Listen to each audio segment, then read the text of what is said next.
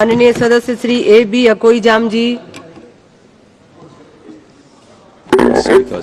Thank you, Madam Chairperson, for the time and allowing me to take part in this discussion on the Honorable President's address in this House.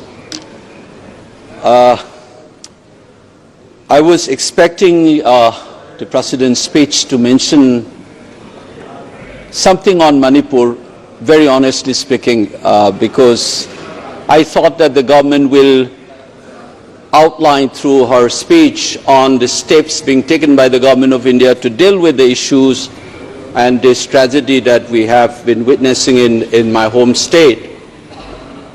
But call it arrogance or a reflection of a peculiar form of Rashtra Chetna followed by the ruling party, they have chosen to remain silent and in an effort to make the crisis invisible to the rest of the country as well as the globe. So I expect Madam Chairpersons to give me a little more time than the usual so that I can register the pain and anguish of the people of my state in particular and those fellow countrymen who are worried about the happenings in my home state. It's my sincere appeal to you. Please do give me some extra time. In our President's speech, it says that the government is trying to take along all these people, an inclusive and all-encompassing approach based on the principle enshrined in the Constitution. But the fact of the matter is, this government and their ideological moorings clearly does not believe in inclusive politics.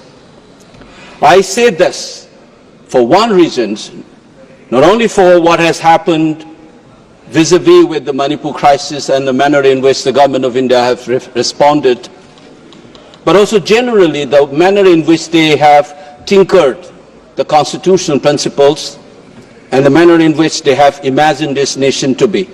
Their attitude and response to Manipur is nothing but a specific form of reflection of their general conception of what this nation is all about.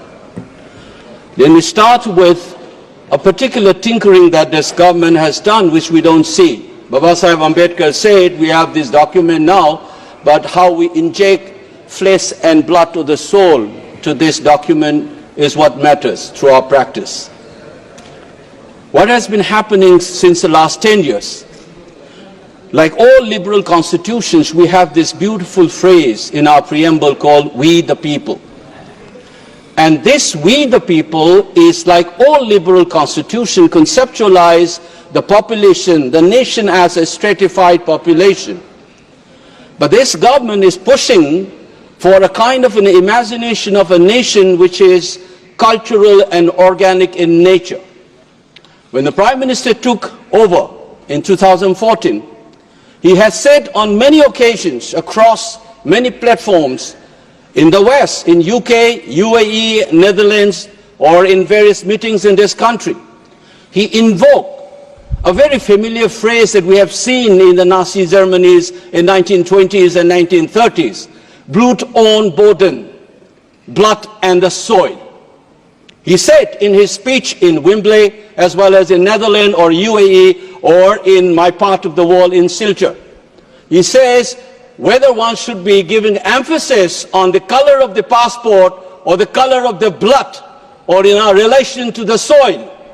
These invocations of the blood and the soil is what the Nazis have shouted in the 1920s and 1930s.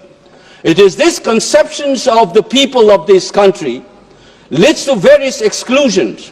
So there's no surprise that today we have a party which swear by nationalist ethos and you have none of the members from the Muslim communities, which constitute 15% of the population. That is the reflection of that imagination of the nation.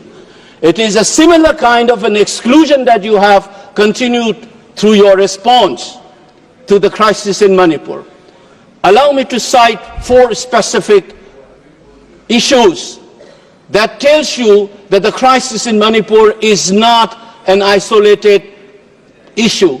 Its gravity is such that it is a national crisis. Allow me to explain on 4 specific ways. Under the Indian Constitution, we have a state government and assembly, which has been reduced to a farce. We had the shortest assembly session in 2023 in August, which barely lasted less than half an hour. Instead of discussing on the crisis, the assembly was cut short. The government of Manipur openly claims that its power has been stripped by the union government. We don't know who is in charge of the state of Manipur. The leaders of the government in the state says that the police did not report to the Honorable CM and the Home Minister, to whom they are reporting then.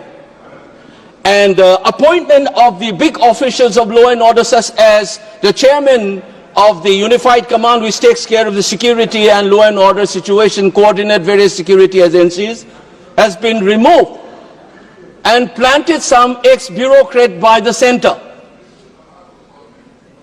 And the CM says, for instance, that some part of Manipur is under my command and some part of the state is under the Union Home Minister. Can you imagine the Chief Minister of Maharashtra saying, Mumbai is under my control and the rest of Maharashtra is under the Union government? That is an illegal subversion of the constitutional mechanism and democracy in this country in the 75 years of our experience. That is the subversions that we have experienced. We don't realize this.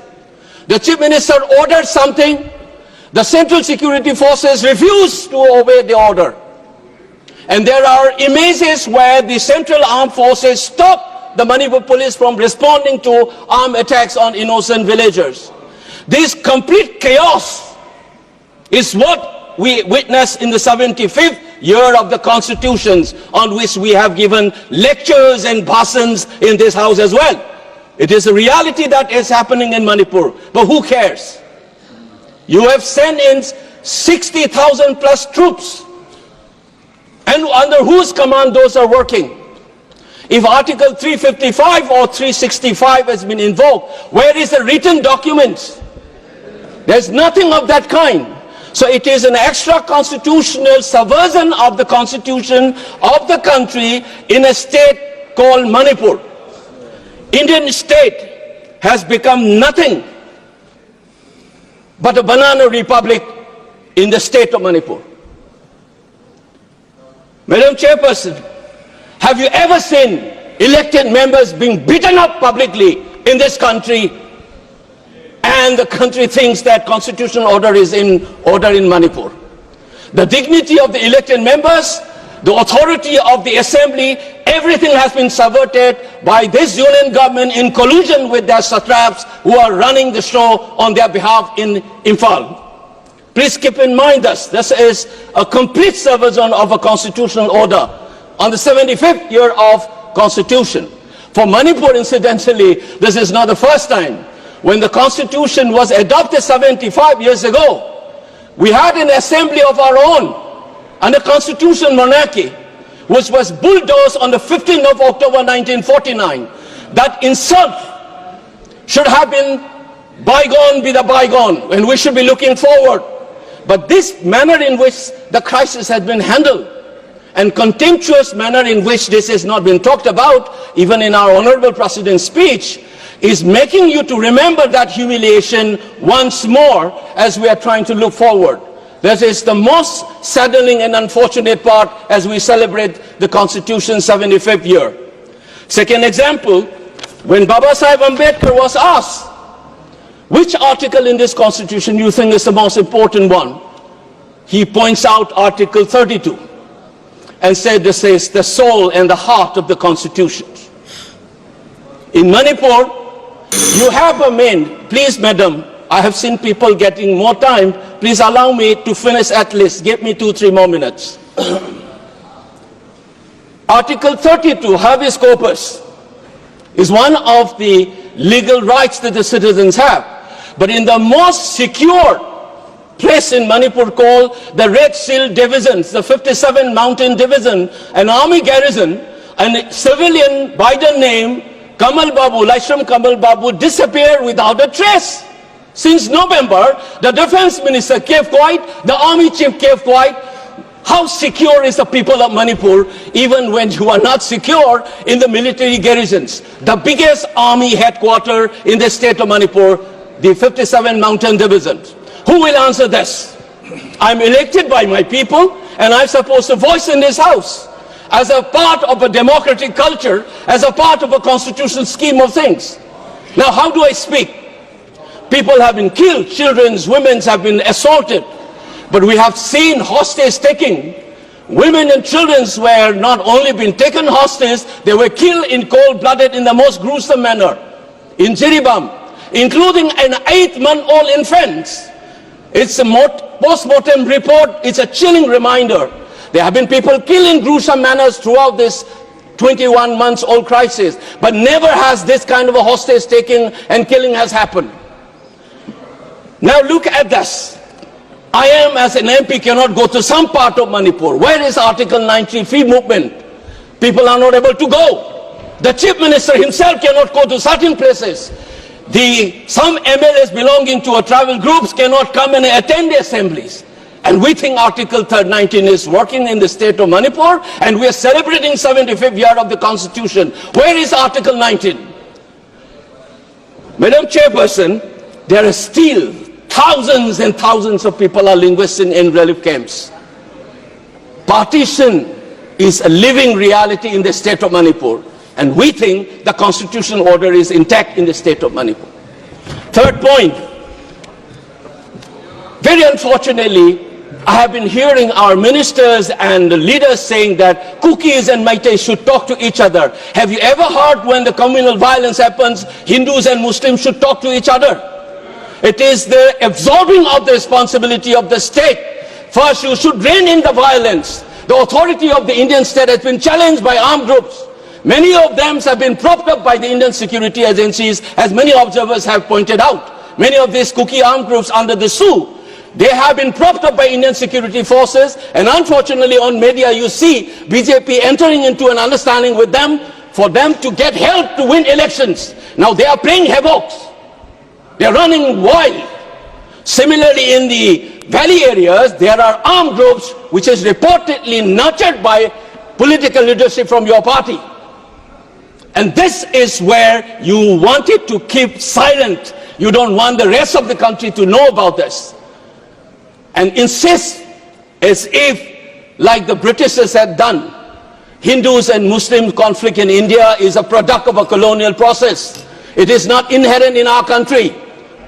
That's many scholars have written. You do not essentialize this conflict. This is a part of a colonial state process. Unfortunately, while still talking about decolonizations and trying to change the law created by the British, we are talking like the Britishers, saying that this is an essential conflict between the Hindu, just like the Britishers have done, as if the Kukis and the Meiteis have an essentialized conflict. It is a product of a state process. We need to decolonize our mind. Lastly, but not the least, Madam Chairperson, we talk about Viksit Bharat and progress and development. I must inform the House that the highest inflation rate in the country today is the state of Manipur. All the small-scale, medium, micro entrepreneurs have shut down. We're losing investment. People are losing jobs. And the unemployment rate, Manipur is among the top 5 in this country. We talk about the stunned state. Many of the stunned states, including Andamans, is in the list of the top 10 most unemployed people in this country. You are not talking about this economic development, this crisis. There is no relief, tax or otherwise. You are trying to push it under the carpet as if nothing has happened. Despite all this thing, Madam Chairperson, you know what happened. People are not able to travel because of this communal violence. And the flight fare is soaring to the sky. It is looting the tragedy-stricken people. A flight fare from Delhi to Kolkata is around 6,000, which is 2.5 hours journey. But the flight from Imphal to Kolkata is around 13,000, 14,000. double the amount which has been going on for the last 20 months. Government of India is not interested in that. So what has been happening, you think that we are talking about Manipur as if it is an exception. I want to end with this remark. The Danish philosophers have reminded us. Soren Kierkegaard once said, if you want to understand the general, pick up an exceptional, true exception, because the exception will explain the general as well as the exception itself. If you want to understand what this country and how it is imagined, how this constitution is working and how it is being lied to the rest of the country, take Manipur as an exceptional case. The moment we are honest about it, you will be able to answer. We think that alienation of the Northeast people will be okay, but you check it how the youths are asking the relationship between India and Manipur because of this crisis. It is a danger written on the wall, and I draw the attention of all our members cutting across party lines. Please respond. We need a JPC to inquire into this crisis and do justice to the people of the state of Manipur. Thank you, Madam President. Madam, thank you for giving me an opportunity.